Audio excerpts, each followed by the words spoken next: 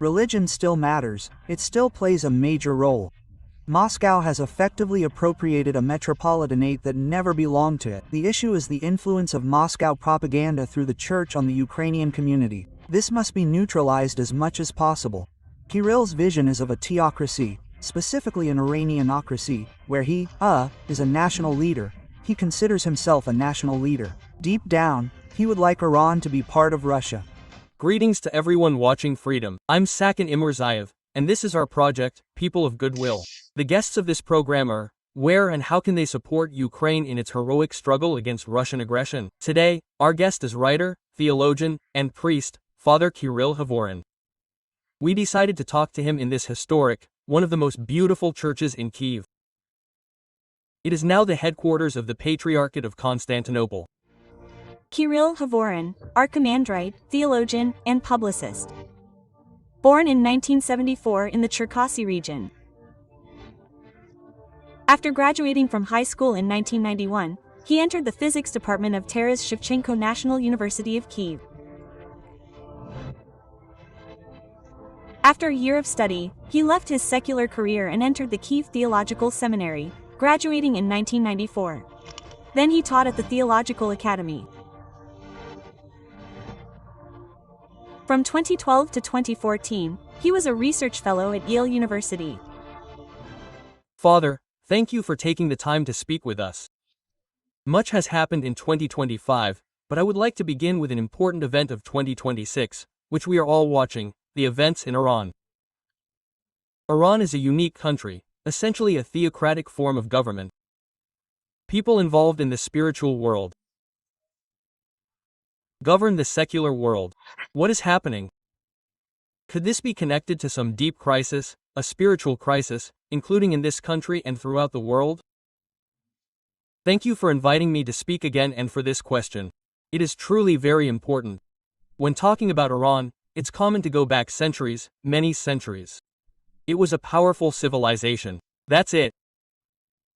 And they still have this identity that we are an ancient, independent, self-sufficient civilization. This was one of those very important moments, for example, in the very recent Iranian history under the Shah before the Islamic Revolution, who organized the celebration of Iran's millennia-long history. And they emphasized that we've been living here for 1,000 years, that we have ancient, great rulers, and they celebrated it at the state level, they nurtured this at the level of identity. Then the clerics came along, and the Iranian Revolution happened, which in itself is very interesting in the sense that it was simply overlooked. Because at that time, in the 1970s, when it happened, it was already common knowledge among politicians in the intelligence community that religion no longer plays any role in modern political life. And so, some clerics, some Islamic fundamentalists, extremists, wondered what they could change, what they could alter in this world. And here they did. And in this sense, the Iranian Revolution was a cold shower for the entire world, demonstrating that religion still matters, that it still plays a major role. And these clerics demonstrated that this very powerful identity, which was built, including under the Shah and earlier, since Iran's liberation from Ottoman rule, can be, erased very quickly. Such a religious revolution. But now we understand that the identity that was imposed then, which was emphasized before the Islamic Revolution, still matters. It still plays a role. Just as religion played an invisible role in a secular state, in the secular Iranian state, it surfaced and played a very decisive role in this revolution. Likewise, this ancient Persian Iranian identity, which was celebrated before the Islamic Revolution, as it turns out, hasn't disappeared. It still exists, it lives on, and we see this in the current protests.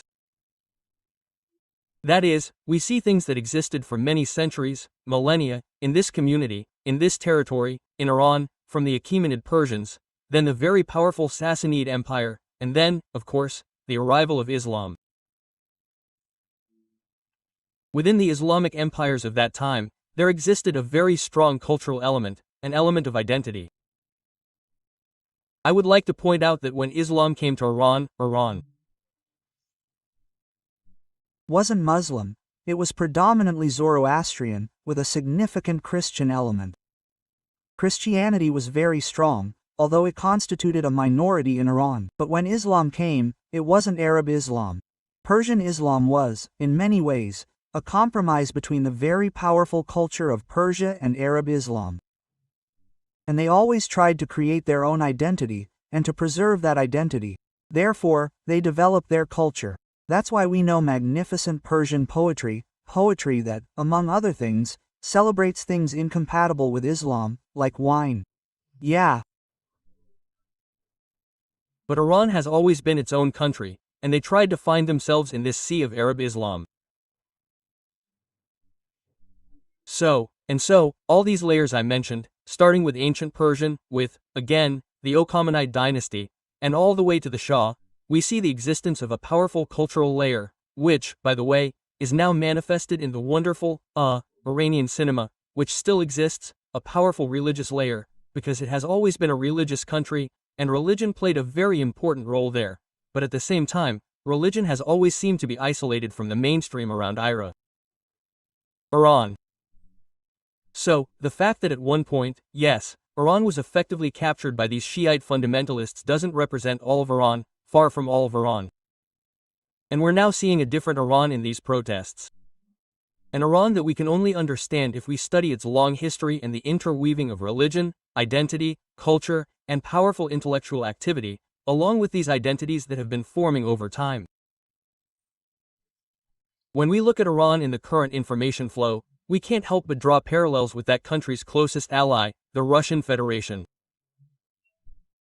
Sometimes I think the Ayatollah regime is Patriarch Kirill's dream of being an Ayatollah and establishing such a spiritual authority. Can we compare this part of the two regimes? And is it really true that clerical or pseudo-clerical figures have influence in Russia? Dugin isn't a priest, but he is a bearer of these ideologies. Can we compare these two and expect the same thing, that Russia will one day shed this accretion of what's happening now? You're absolutely right. Moreover, Patriarch Kirill personally told me that Iran is a kind of ideal theocracy for him. I think yes, he would like to be such an ayatollah. Moreover, in his own self-image, he sees himself as such an ayatollah. That is, what he is trying to implement in Russia is, in fact, a theocracy, not a symphony. Here we have people saying that they are trying to build a symphony in Russia, yes, a Byzantine symphony between church and state. And some of Putin's ideologists, the very same Dugin you mentioned, also talk about a symphony, but in Kirill's mind, it's not a symphony. In Kirill's mind, it's a theocracy, specifically an Iranian theocracy, where he is the national leader. He considers himself a national leader. That's it, and he believes that Putin, in general, is playing a role somewhere deep down inside. Of course, he can't say this to his counterpart, Putin, but deep down, I think he is, and I think I have reason to believe so. He thinks he's the true spiritual leader and national leader of Russia. When Pope Francis called Kirill Putin's altar boy, Kirill was deeply offended, because he believes Putin is his altar boy, not he Putin's. This is precisely the Ayatollah's mentality, the mentality of theocracy, and Kirill dreams of theocracy. The only thing is, of course, he understands that theocracy is impossible in Russia. The most that's possible in Russia is a symphony, albeit a clumsy one, which is what they're trying to build now. But yes, deep down, he would like Iran to be in Russia. That's true. He also supported dialogue with Iran. Moreover, even when I was working for the Moscow Patriarchate, I was assigned there, in this dialogue, to conduct discussions with representatives, including those from those clinical theocratic circles in Iran. Well, the path is similar. Let's stay in the East a bit longer. Since we started with Iran, let's move on to Constantinople. An important event last year was the anniversary of the Council of Nicaea. This event was in question due to the death of Pope Francis and the new administration of the new Pope in the Vatican. We'll discuss his personality later. I wanted to focus on this event. It's a beautiful picture, a meeting of various primates, unprecedented security measures. We all saw it. What consequences will this event have, or will it remain an anniversary? Just an anniversary? Yes, this event was extraordinary, certainly. Even if we recall the original event, the Council of Nicaea, the Pope was not there. The Pope did not attend the Council of Nicaea, although he could have, but he did not. So there you have it. But for the celebration of the anniversary of the Council of Nicaea, the Pope came to the place where the council was held. This is the first time a Pope has participated in an event commemorating an ecumenical council, which, as we know, no Pope has ever attended in person. Popes have always sent their allegates to councils. In this sense, this is an extraordinary event, which, perhaps even in terms of Orthodox Catholic relations, surpasses even some events of the first millennium, when these relations between East and West were much better. As is the case, in fact, with the celebration of the Council of Nicaea in 2025, when the 700th anniversary of the Council was celebrated everywhere. It seems to me that in terms of scale and territorial scope, at least, they significantly surpass the original events. The Council of Nicaea itself. They tried to forget about the Council of Nicaea immediately after it took place. That's because it was uncomfortable, not to the satisfaction of the majority of people, including those who participated in it. But during the celebration of the 700th anniversary of the Council was talked about everywhere. It seemed to be talked about in every corner of the globe. And the culmination of these events dedicated to the Council of Nicaea was Pope Leo's visit to Constantinople and then to Nicaea. Perhaps it's symbolic that Pope Francis couldn't come as planned. The council itself of 325 took place in late spring, early summer of 325. And Pope Francis wanted to come precisely at the time when the original council took place. But he didn't come because he had already passed away, and the new Pope arrived and was able to arrive towards the end of the celebrations. And it seems to me that there is a certain symbolism in this, that this visit essentially summed up, and became the highest point of the culmination of the events dedicated to the council. What's also very important, it seems to me, is that the Patriarch, the Ecumenical Patriarch, and the Pope have met in the East, and they've all met in Jerusalem. Of course, they have met and meet very often in Rome when the Patriarch comes to Rome, and Patriarch Bartholomew always meets with the Pope when he comes to Rome. So, this isn't some kind of news. But the circumstances under which this meeting took place, the messages that were articulated, even the fact that Pope Leo read the Creed without the Filioque, have become symbolic.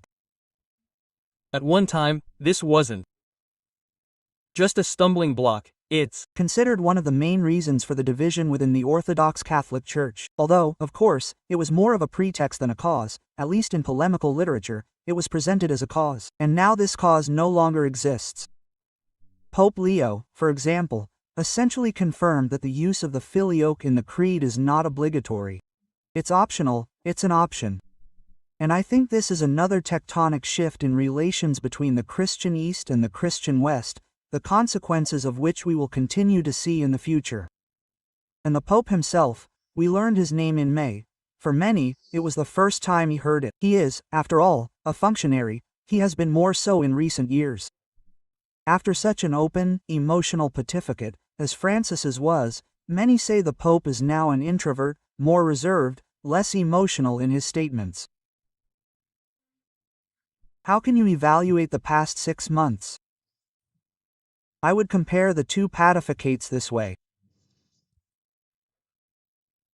Using the image of the Atlantic Ocean, Pope Francis represented more South Atlantic ties. That is, this is what we call the global South, and he himself was from Argentina.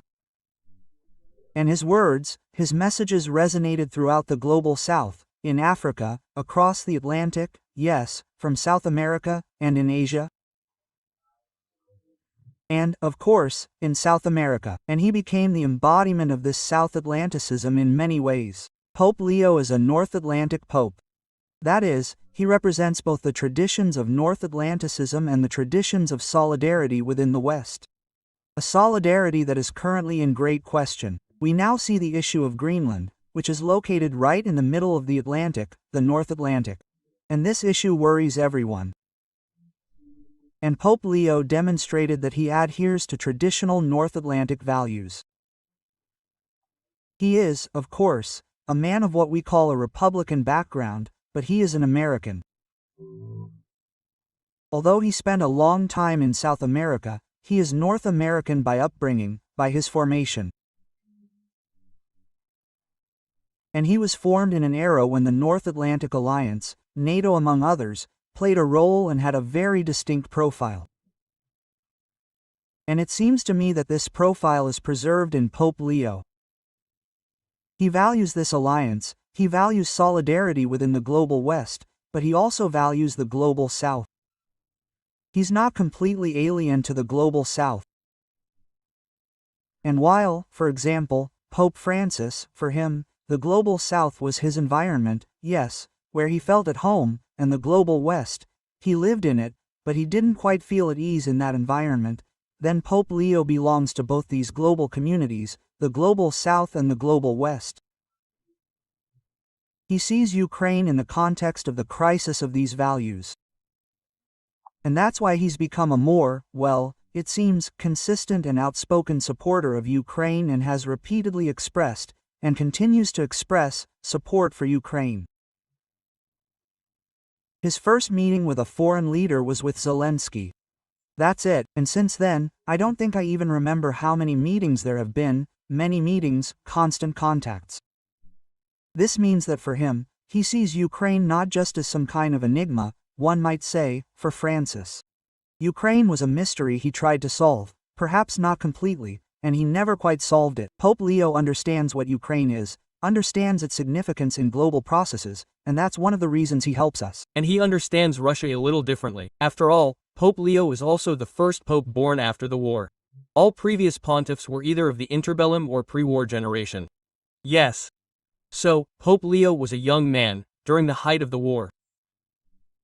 And so, I think, his experience gives him a very good understanding of the Soviet threat and its successor.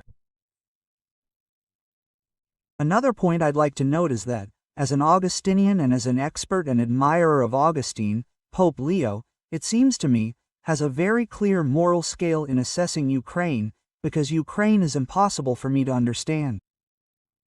A scale of moral evaluations, right? And now they're trying to blur this scale, break it down, simply remove it. But Pope Leo very clearly applies this scale to Ukraine, showing where good is and where evil is. It's a bit of an Augustinian approach, in my opinion. That's it, and plus, Augustine, he was, after all, a father. He can be considered the father of Western political theology. That is, in his treatise on the City of God, there is both theology and politics. And in this sense, Pope Leo is perhaps even a better politician, and in his assessments of the political situation, he is more unambiguous and speaks more clearly. I also have a slightly pharism. Perhaps not all Catholics will like it, but I say this. I don't know whether Pope Leo was the best candidate for the Catholic Church, but he was certainly the best candidate for Ukraine. And yet, as for the entire Church, because he was elected with a very convincing majority. Yes, I certainly am, but I won't presume to judge how good he is for the Catholic Church. We understand that this preparatory phase of the conclave. I was just talking to you. I was in Rome during those historic days. Everything was more or less clear before they started voting. It's just that this candidate gradually emerged as a compromise, and he was the right age. So, we'll see. In my opinion, again, of all the candidates who were available at the time, it seems to me that, Cardinal Privis was the best for Ukraine. And we'll be watching. Pope Leo wasn't the only one in Turkey. He was in Istanbul last year. Most recently, the primate of the Orthodox Church of Ukraine, Metropolitan Epiphanius, was there. It was also a historic visit, reminding us of the Tomos, of the acquisition and restoration of the independence of the Ukrainian Church. We are speaking at the Constantinople Representative Office in Ukraine, in Kyiv. Let's take a closer look at this visit and the overall state of the Orthodox Church of Ukraine. Every January, we can take stock. In January, this is precisely what happened. Metropolitan Epiphanius's visit to Fanner, and the concelebration with the Ecumenical Patriarch on the Feast of the Epiphany served as a summing up of certain results. The messages conveyed during this service, throughout this entire visit, on the one hand, summarized the period that has passed since the granting of the Tomos of autocephaly to the Orthodox Church of Ukraine. And on the other, they outlined the way forward. Patriarch Bartholomew's message regarding this concelebration itself contains important messages that relate both to summing up the positive results and to what tasks still lie ahead, what can still be done, what remains to be accomplished, what remains to be done. On the one hand, yes, we can say that the Orthodox Church of Ukraine has been established. It stands on its own 2 feet. So it's moving forward, and it's undoubtedly fulfilling its very important role both as a church and as an institution within the Ukrainian state, within Ukrainian society, in the midst of war. It articulates certain things that are important to Ukrainian society. It's not just speaking, it's also taking action through its chaplaincy, through its assistance to all those suffering from the war, which means everyone living in Ukraine. This, in a way, is a positive aspect. This is something that can be added to the list of achievements of the Orthodox Church of Ukraine. I think Patriarch Bartholomew made this clear. On the other hand, Patriarch Bartholomew also made it clear that there remain problems, serious problems with the unity of Ukrainian Orthodoxy. This was the original intention of the Tomos itself, to unite Ukrainian Orthodoxy. And, if we look at the speeches, the texts that were written and published around the Tomos, then, it's very clear there that the Tomos was granted so that everyone would unite around this Tomos or on the basis of this Tomos. But this unification did not happen, and, of course, the Patriarch didn't say exactly that. I'm interpreting this now, but ultimately, the meaning of this message is that it is necessary to move from the modality of confrontation with the Ukrainian Orthodox to the modality of finding some kind of common language and a common platform. And for coexistence, it is not necessary for everyone to immediately unite or, as many in the Orthodox Church of Ukraine think, for example, to join the OCU. This unification, as we understand, will not happen. The UOC perceives Thomas as a kind of weapon directed against the UOC, that Thomas is our enemy. That's it. Because we are being threatened, they are delegitimizing us, they are somehow diminishing us in our role. This is partly, of course, the influence of Moscow's propaganda against the Tomos, against the ecumenical patriarchate. It is also, internal propaganda, which has been fueling the initial sentiments of many in the UOC, yes, of course. And then there is also confirmation from the other side that yes.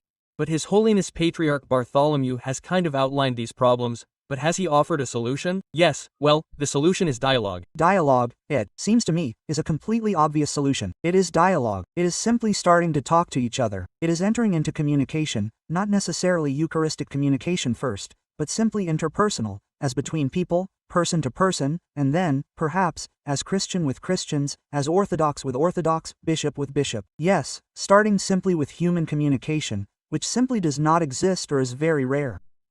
Here again, I'm interpreting this now, because Patriarch Varflamy was very laconic, very, very careful, and delicate in his statements. Well, basically, that's what he meant, but in this situation, I think we need to return to the original meaning of the Tomos as a unifying document, that it doesn't grant exclusive rights to anyone, that it's not a document that excludes anyone from the process, but rather invites everyone. And Thomas, from the very beginning, invited everyone. Come, unite on the basis of this document. I still believe that Thomas has a great deal of untapped potential left, precisely the potential to unite. And it seems that Patriarch Varflamy is referring to this very potential when he speaks about the anniversary of the Tomos. And, it seems to me, the need to tap into and realize this untapped potential in Ukraine is long overdue. Looking at the past year, if we take a closer look at the UOC, we see several very painful facts, including, once again, the primate's indecisiveness, an unclear, unarticulated position, and, unfortunately, occasional tolerance for obvious stupidities and anti-Ukrainian sentiments. What can be done about this? The only intellectual discussion, it seemed to me, centered on the idea of a separate exarchate, a separate institution, to which UOC believers could transfer from the Moscow Patriarchate to, so to speak, the Patriarchate of Constantinople. How viable is this plan? Well, given the counter-confrontation and the stalemate that has developed in relations between the OCU and the UOC. The idea of an exorcism as a transitional option for those who are no longer satisfied with this stagnation within the UOC and the deafness of the hierarchy to the truly urgent needs of this church's flock, because the czar of the flock is crying out, so to speak, trying to reach the bishops, the primate. Do something. There it is, but there's a deafness on the other side. Many people felt they had no choice but to seek a third way. And this third way could be the creation of an exorcism of the ecumenical patriarchate or the expansion of this exorcism, where we are now, to those who would like to find and follow this third path. Again, not as something permanent, not as a permanent solution, but as a temporary solution until the two churches find common ground. By and large, the UOC, the Ukrainian Orthodox Church, which is also called the Moscow Patriarchate in Ukraine. It is no longer part of the Moscow Patriarchate, nor any other patriarchate. It is, in fact, the Kiev Metropolitanate of the Ecumenical Patriarchate, in the state in which this metropolitanate existed before 1686. And when, in 1686, the metropolitanate was transferred to the Moscow Patriarchate under the condition that the Moscow Patriarchate could only ordain a primate elected within the metropolitanate, this did not change the status of this metropolitanate as part of the Ecumenical Patriarchate at that time. Another matter is that Moscow later interpreted this status, as I have. In other words, it effectively appropriated a metropolitanate that never belonged to it. Never meant before. 2019, yes, when the Tomos of autocephaly was granted, and the status quo was restored. Which meant that all parishes and bishops of the UOC are in fact parishes and bishops of the Ecumenical Patriarchate. The Kiev Metropolitanate, which was restored by the decision of the October Synod in 1918, is in the lap of the Ecumenical Patriarchate.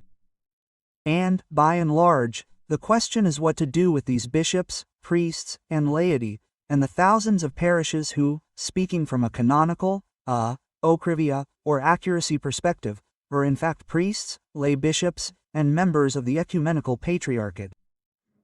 Should they transition, formalize this status for them? Yeah, right, or remain in this uncertain status in which they currently find themselves. So, the exarchate, the question of exarchate, it's simply a question of whether it's a matter of de jure recognition, of what exists de facto, or simply leaving everything as is. And the question here isn't about formalities, the question isn't whether it's right to recognize what was de facto, or whether it's a matter of pre-Urok recognition, as before Uri. The question is only what to do with people who still face these very serious internal dilemmas. It seems to me that exarchate as a temporary solution to this dilemma is possible. I'm here to conclude this truly difficult canonical conversation, but it's important in the context of the internal Ukrainian situation. It's important for viewers to understand this. I'll also share with you, I was recently away for quite a while and was in Lithuania. And in Lithuania, of course, there's no local church like the OCU in Ukraine, recognized by Constantinople, and there is an exarchate there.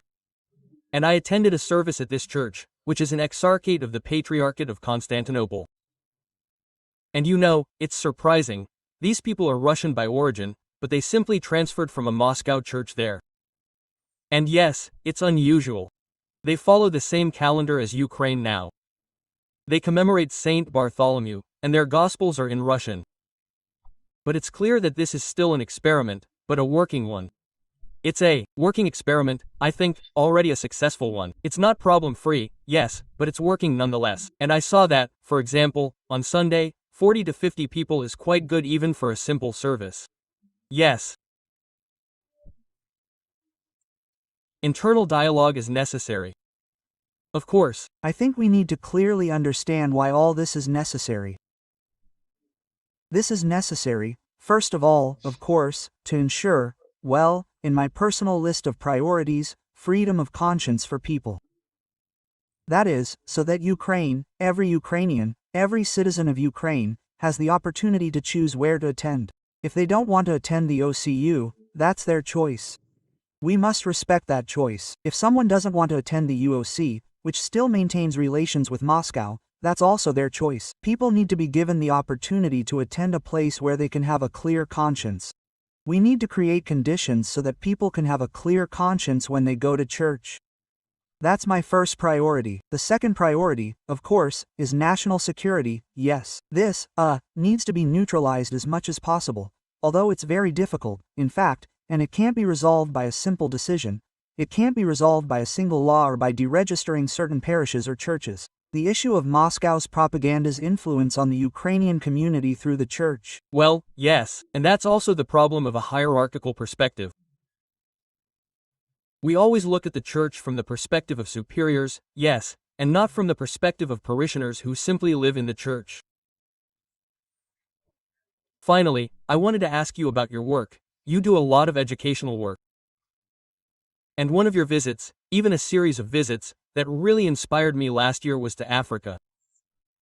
Tell us a little about how you ended up on the African continent. You gave lectures and met with people. What interests them? This applies to the Ukrainian context, among other things. It's all about post-colonial thinking. To what extent do they understand us? To what extent can we understand them? For me, this was an important visit, although not the first and not the last, I hope, to the global south. This visit was educational, meaning I gave lectures, lectured at universities, even in high schools. We met with representatives of civil society, human rights organizations and activists, and met with representatives of various African states. One of the main topics of my conversations with them was the issue of abducted Ukrainian children. And where did I try to explain to the Africans, look, many of these children end up in the Russian youth army, they are trained as soldiers, and then these soldiers could end up in Africa as mercenaries, as rebels, and so on. And this, in fact, reached African activists much better than any humanitarian considerations. But I also wanted to touch a little, so to speak, on Africa's nerves, if you will. And there are many raw nerves there. There have been many genocides, very similar to our genocides. And I told Africans, look, you consider us representatives of the global West, but in the global West, we are the only country, a country that has lived through what you have lived through, and is living through what you have lived through. For the majority of ordinary people in the West, all your genocides, wars, and conflicts, yes, evoke compassion, but this is Africa, and our compassion ends with our comfort, yes. Where we are no longer so comfortable, we no longer sympathize with you, but we in Ukraine have long since left this comfort zone. And we have long been living in the situation in which you also lived and continue to live. In many situations, in many countries, conflicts continue. In Congo, for example, war and killing continue. Therefore, no one in the global West will understand you better than we do. And we can truly be a bridge to many other countries in the global West. We walk in your shoes. We know what it's like when such mass killings occur and when there's a lack of justice as a result of these mass killings. I wanted to touch these nerves, and I wanted to see what it's like in Africa so that I could then explain it in Ukraine. I'm trying to explain this in Ukraine, but I also wanted to explain Ukraine in Africa through, among other things, colonial language, the language of postcolonialism. This is a special language. It was developed by philosophers. Sartre, for example, contributed to the formation of this language. Many Western philosophers, many African philosophers, have also contributed. Many theologians have contributed to this. Postcolonial theology is perhaps even more convincing than postcolonial philosophy itself. So, and this is the language that, for example, in Africa or South America or some Asian countries, people use to describe to themselves what happened to them and what is happening to them. I think it's actually a very appropriate language to tell us about ourselves, to better understand what's happening to us. So, and because when we try to describe ourselves, what's happening to us, in our own language, the language we use to describe it to ourselves, these Ukrainian narratives, yes. I, at least, often run into wall after wall of misunderstanding, both in the West and in America, and especially in the global South. But here, Father, it's interesting. If the Metropolitanate, they understand what a Metropolitanate is. Belgium, England, it's their friend. In our case, Russia is their friend. It pays them money, it invests. That's what they can dissect. That is, figuratively speaking, say to themselves, yes, Russia is behaving towards Ukraine the same way Belgium behaved towards us. Yes. That's a very good question. First of all, Russia is not their friend. Not a friend. They understand that very clearly. It's not a friend. That is, they can say they are friends, like the Chinese are friends, like the Americans are friends. Well, whoever gives money, and often just whoever gives bribes. Yeah, that seems like a friend, but in reality, they are not. That's how Russia or China can be perceived as friends, for example, by the elites. Again, not by all elites, but by some elites. Ordinary people in Africa, they rarely look beyond their own petty interests. They told me directly, we simply don't know what's going on with you. That's it, and that's why Russia is as distant to them as Ukraine. But Russia is very successful in using these colonial narratives. It says, look, your former colonizers are now those who are on Ukraine's side. So, a friend of your enemy should also be your enemy, right? But the enemy of your enemy is us. They should be your friend, right? That's how they fascinate people in Africa with this very simple triangle. That's it. And my goal was to show, look, what the colonial powers did to you in the past is exactly the same thing Russia is doing to us now. So, if you want people to believe your suffering, your indignation at colonialism, then you need to be consistent. Then you should support the country that is now suffering exactly the same, from the same colonialism, from the same colonial war. Well, this is also a question for us. Yes, our empathy. How much do we empathize with them, understand, and know? Before the Great War, we didn't have any. Well, our empathy was the same as the average Western empathy, relatively speaking, or even less, right? That is, we knew very little about these countries, we still know very little. For example, what do we know about the genocide in Namibia? Or about the genocide in Bangladesh? Or about the genocide in the Congo? And not just the genocide perpetrated by King Leopold, but what Rwanda is currently perpetrating in eastern Congo. Part of Congo is still occupied by Rwanda. Who among us knows about this? Few. If we, with our so-called enlightenment, don't know about this, then what should those people who have very little, who have much less time to read, know about us? That's why the boundaries of our empathy are very, very limited. But we have the advantage of having lived through this very same experience. And we must use this advantage in our dialogue with Africa. Patriarch Kirill and the Russian Orthodox Church often say that perhaps this is PR, that there is active missionary work being carried out in Africa. Have you seen any traces of it? Is this really true, or is it just in reports? It's mostly in reports. Because there are situations where, for example, a Russian structure in Africa buys up parishes for itself, so to speak. They pay the local priest twice as much as the traditional Metropolitan Archdiocese pays. There, the Metropolitan Archdiocese pays the priest $100 a month, while Russians pay $200, so to speak. So the priest takes these $200, and it's calculated that he's transferred to the Moscow Patriarchate, but he doesn't even tell his parish. That is, the parishioners don't even know that they're now in the Moscow Patriarchate. That's why these reports and documents are often just worthless. But on the other hand, there's a real problem.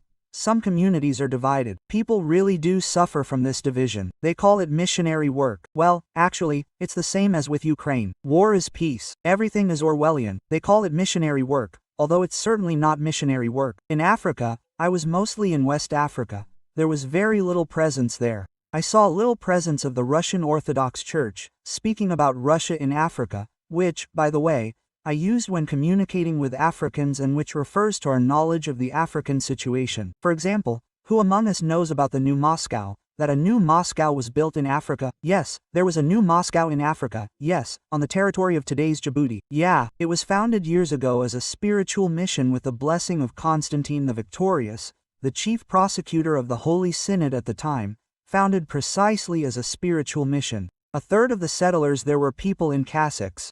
Some deacons, monks of unknown origin, and even some priests. And the goal of this mission was to canonize Ethiopia and compete with Italy in Ethiopia, because Djibouti is a very convenient base for this. Then, however, the French arrived and said, "This is French Samalian, you have no business here." They were put on a French warship and taken to the Suez region. That's it, and so the new Moscow ended. But there was an attempt to colonize Africa by Moscow. Although Putin is now saying everywhere, especially when African leaders come, he said that Russia has never been involved in the colonial colonization of Africa. It has been. There was even a new Moscow in Africa.